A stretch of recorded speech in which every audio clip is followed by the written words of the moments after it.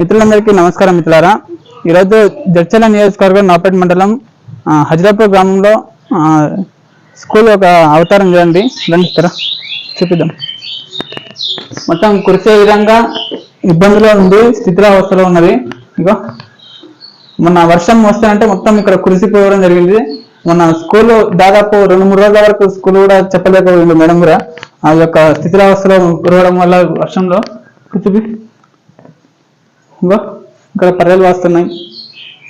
ఇంత దీనమైన పరిస్థితిలో తెలంగాణలో బడులు ఉన్నాయి.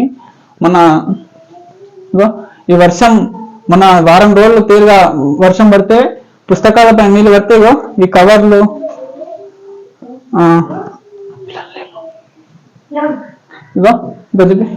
బీరువాల పైన ఈ పుస్తకాల పైన బ్యానర్ పెట్టడం జరిగింది.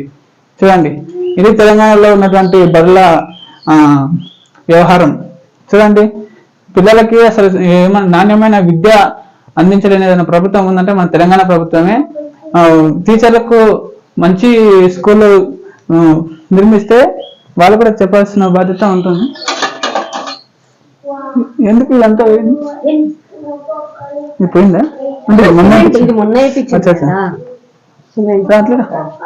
చూడండి మిత్రులారా, ఇది తెలంగాణలో ఉన్న ఇంకా హజ్రాపూర్ గ్రామంలో ఉన్నటువంటి స్కూల్ స్థితిరావస్థలో ఉన్నది. మన రేవంత్ రెడ్డి గారు మూసీ నదికి దాదాపు 1,00,000 కోట్ల రూపాయలు పెట్టి దాన్ని అందంగా చేస్తామని చెప్పి ఆయన చెప్తా ఉన్నారు. మాకు కావాల్సింది మూసీ నది లేకపోతే అదేదో అందంగా ఉండడం కాదు, మాకు తెలంగాణలో విద్యా వ్యవస్థ మంచిగా చేయండి.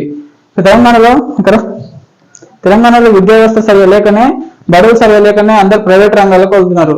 ఈరోజు ఇలాంటి గవర్నమెంట్ స్కూళ్ళలో కిటికీలు చూడండి, కిటికీ పూర్తిగా ఇంత ఇబ్బంది ఉంది. పిల్లలకు నాణ్యమైన విద్య అందారంటే, అదేవిధంగా నాణ్యమైన బడులు ఉంటే వాళ్ళు ఎంత మంచిగా చదువుకుంటారు. ఇంత దీనమైన పరిస్థితి మన హజ్రాపూర్ గ్రామంలో యొక్క స్కూల్ ఇట్లా ఉంది. చెప్పండి మేడం. చెప్పండి. మొన్న వర్షాలు వచ్చినప్పుడు బిల్డింగ్ మొత్తం కూర్చుంది. పిల్లలు కానీ కూర్చోవడానికి, మాకు ఫుడ్ పెట్టుకోవడానికి కూడా ఇబ్బందిగా ఉంది. మేము 2 రోజులు స్కూల్ ఇక్కడ బంద్ చేసి స్కూల్ దగ్గర వెళ్ళి వరండాలో కూర్చున్నాము 2-3 రోజులు. ఇంకా వర్షం తగ్గినాక మళ్ళీ క్లీన్ చేసుకొని మళ్ళీ మా స్కూల్లోకి రావడం జరిగింది.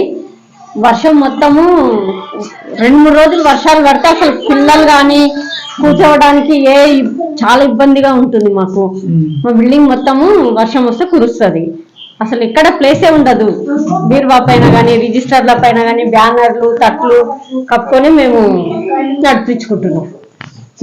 జడ్చర్ల నియోజకవర్గ ఎమ్మెల్యే అభివృద్ధి రెడ్డి గారు వీలైనంత తొందరగా హజ్రాపూర్ గ్రామంలోని ఈ యొక్క ప్రాథమిక పాఠశాల 1వ తరగతి నుంచి ఈ యొక్క అదే అంగన్వాడీ స్కూల్, ఇది ఈ అంగన్వాడీ స్కూల్లో ఇంత దీనమైన పరిస్థితి ఉంది. అదేవిధంగా ప్రాథమిక పాఠశాల 1వ తరగతి నుంచి 5వ తరగతి వరకు ఉన్నటువంటి స్కూల్ కూడా ఇదే దీనమైన పరిస్థితిలో స్థితిరావస్థలో ఉన్నది.